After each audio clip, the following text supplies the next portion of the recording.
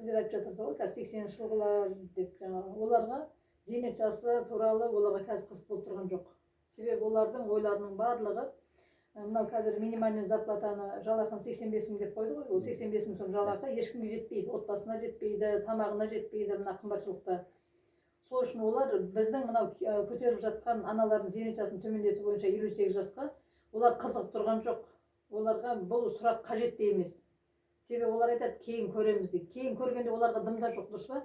Зейнет жасы да жоқ, зейнет қоры да жоқ, пенсия да жоқ. Сосын оларға еш нәрсе қызық емес. Біздің айтайын деп жатқанымыз, мысалға біз кеше айтып жатыр Семей полигонында тұратындарға. Ол жақта қаншама халықтың, біріншіден аналардың, туылған балалардың денсаулығының жоқтығын айтып жатыр. Мысалға мен өзім сол Семей қаласында оқыдым. Қанша рет мен радиация алдым сол жерден. Сол Семейде оқып жүрген кезде. Мен ешқандай льготты алмағам қазір. Мен сол Семейде оқығаным туралы, Семейде тұрғаным туралы, сол радиация алғаным туралы да мен ешқандай көмек мемлекеттен алған емеспін. Міне осындай сұрақтардың барлығымыз білмейміз. Қазір де мына біздің көтеріп жатқан бізге 58 жас неге қайтармайды? Берсін 58 жас. Мемлекеттің қаржысы жетеді, ақшасы жетеді. Қазіргі отырған депутаттардың барлығы зейнеткер. Кеше қарап тұрсам, бәрі ер азаматтардың барлығы 63-тен асып зейнетке шықты бәрі.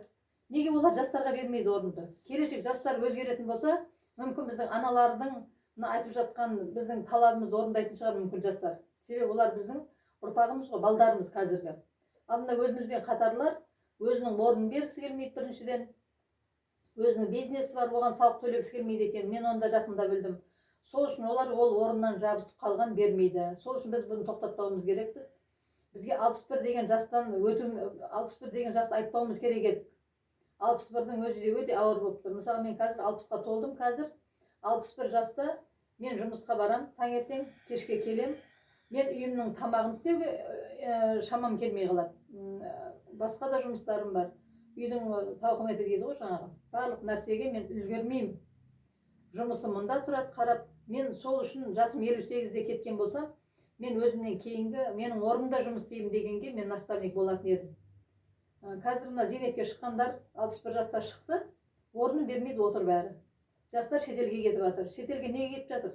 Біріншіден айлық аз, зейнет жоқ келешекте. Олар өзінің кішкене қалтасын толтырып, әйтеуір балдарына, отбасына бірнәрсе әкелгісі келеді. Ал біздің мемлекет бұған қазір теріс қарап тұр. Біздің аналарымыздың зарын тыңдап тұрған жоқ. Қазіргі менен 10 жас, 20 жас кіші жастар жүре алмайды. Тепшектен зорға жүреді. Аяқтары ауырады, денелерін алып жүре алмайды. Солардың барлығы экология Түркістан қаласында 20% экологияға не үшін төлейді деп мен ойласам, сол экологияның арасында біз 20% алғанымызға мәзбіз, бірақ біздің соның арқасында денсаулығымыз кетіп жатыр екен. Қазір қыста қар жаумайды, жазда жаңбыр жаумайды. Судың өзі лас, жұтып жатқан ауамыз лас.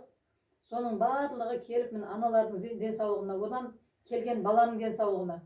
Қазір қарасаңыздар интернетте барлық көмек сұрап қолын жайып отыр. Балам ауру, қызым ауру, немерем ауру, өзім ауру. Осы мемлекеттің барлығын біз айтып, біз әлі де болса 58 жасымызды қайтартайық. 61 деген теманы ауыстырып тастайық. Ол тақырыптың бізге керегі жоқ. Онсыз келдік, 61-ге шығамыз деп отырмыз. Бізден кейінгі жастар 58-де они не доживут. Мен соны ойлап отырмын. Кеше ғана арамыздан Шахзада кетті, 56 жасында. Сол да шырылдап үкіметке дауысын естті, айтты, инстаграм арқылы айтты, хабарлады. 58 жас қайтарылсын деп. Сол айтқанмен өзі жете алмай кетті. Да из нашего движения сколько людей уже умерло. Шахзада, и Тания ушла рано. У кого-то недавно говорили, вот муж тоже ушел, 57 лет. Это у министра труда. Вот, у нее у самой. Ер азаматтардың өзі де 63-ге зорға жетіп жатыр. Зейнет жасын алады, 63-ге келеді, бір 2 ай ала ма, алмай ма, өмірден өтіп кетіп жатыр. Откуда взялся этот возраст? Мемлекет өте байымыз, қаржымыз жетеді. Аналар үшін ешқандай аямау керек.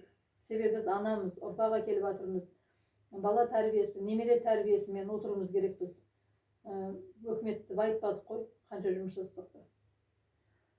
Вот так вот у нас заканчивается время этого нашего брифинга, так сказать. Да, потому что мы запишем видео.